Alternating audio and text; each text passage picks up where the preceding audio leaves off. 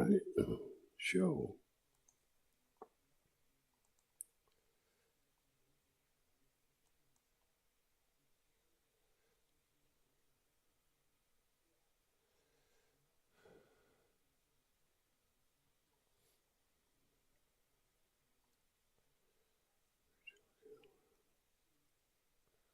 How do I see it, man? Come on. Ah.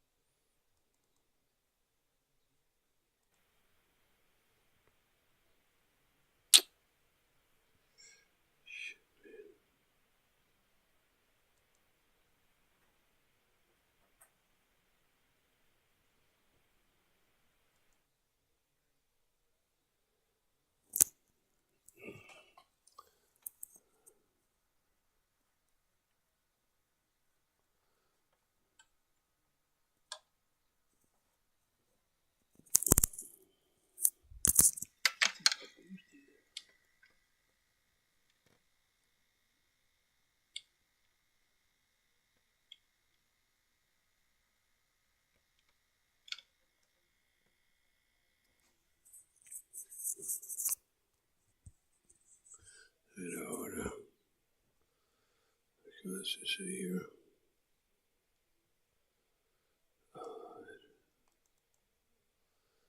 A ver. You.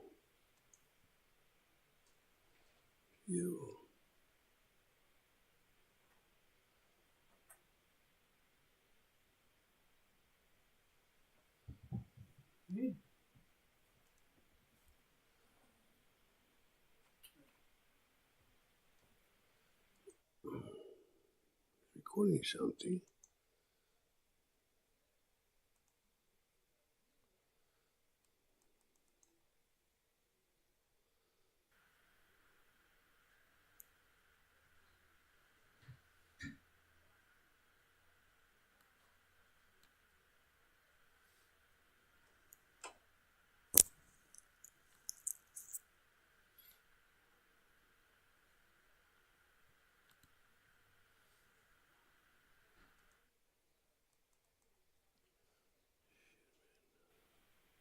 Well, almost.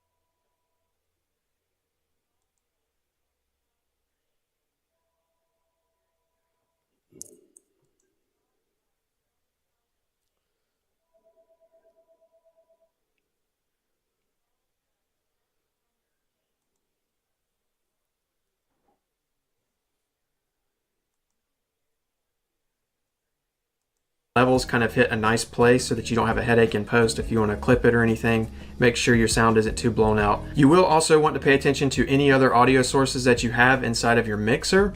Pretty much what I do with anything else that I don't want to hear is I just part about this. You kind of just have to let them play out, and it's done when it's on a blue screen or whatever, and it's all here. So I really hope that was easy and simple enough. Easy. And now you have the tools and the knowledge that you need going forward to convert tapes for family and friends, for yourself, whatever the case may be.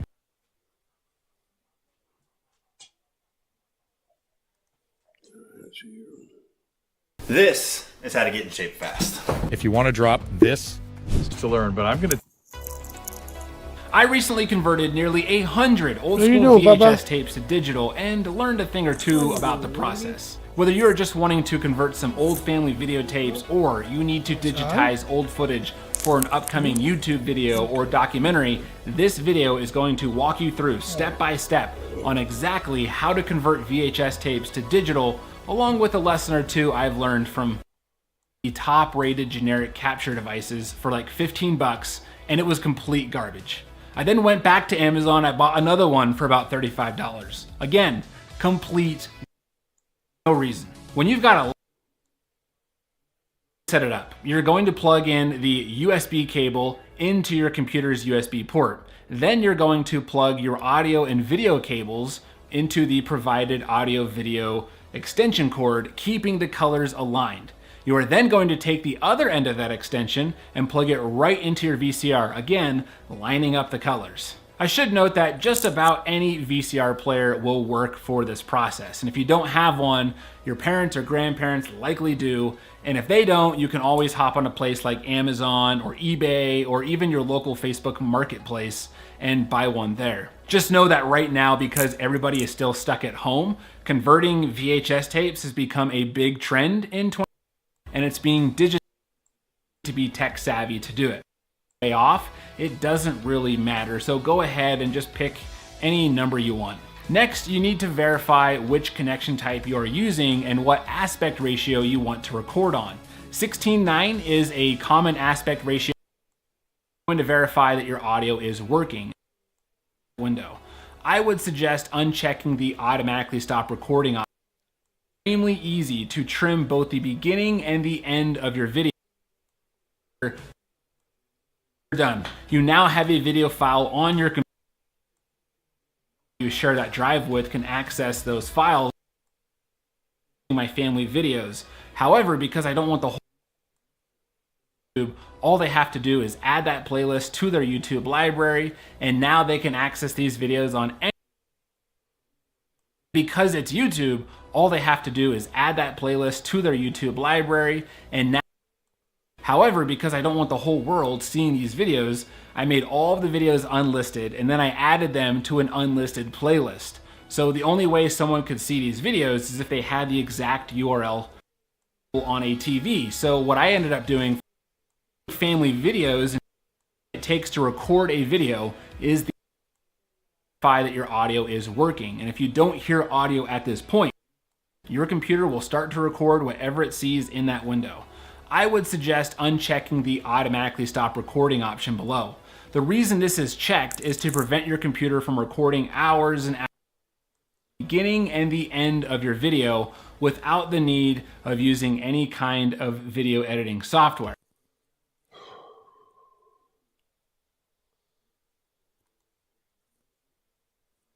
Try this bedtime trick to stop your partner snoring fast. The biggest myth about snoring is when people say snoring is In 2016, I made a tutorial on how to transfer VHS to digital video. Despite this channel being dedicated to vintage computing, that tutorial remains my most successful video to date.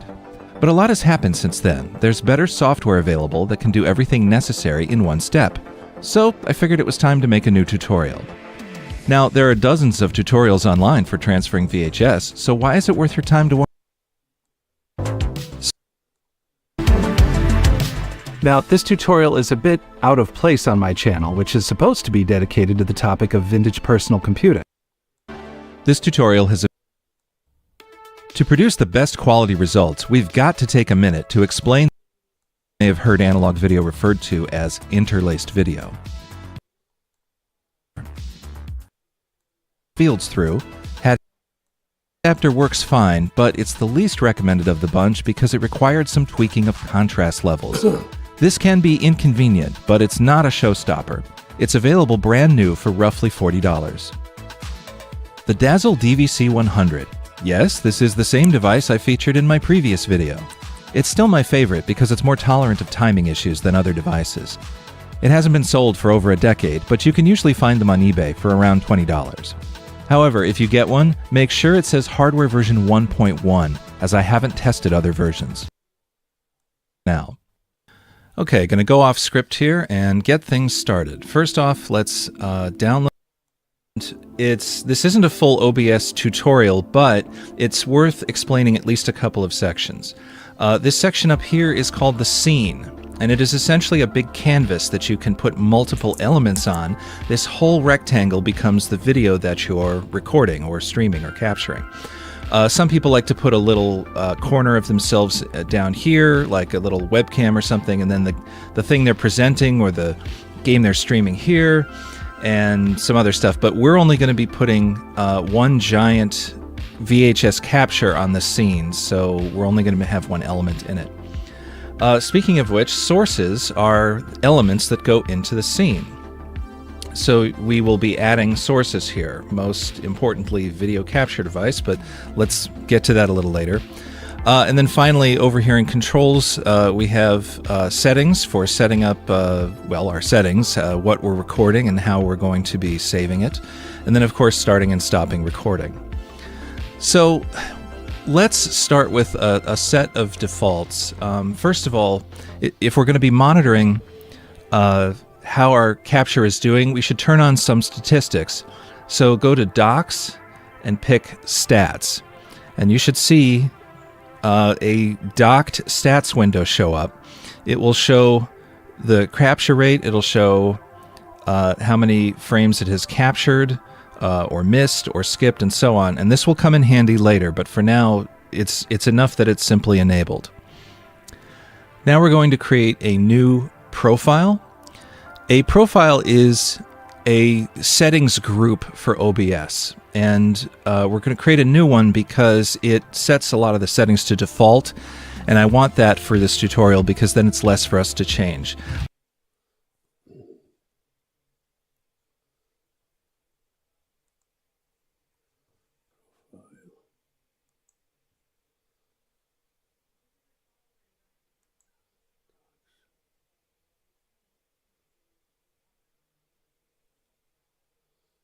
All right.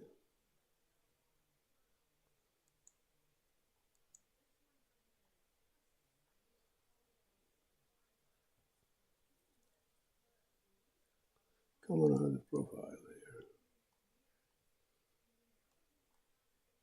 All right. Let's just call this VHS capture for the profile.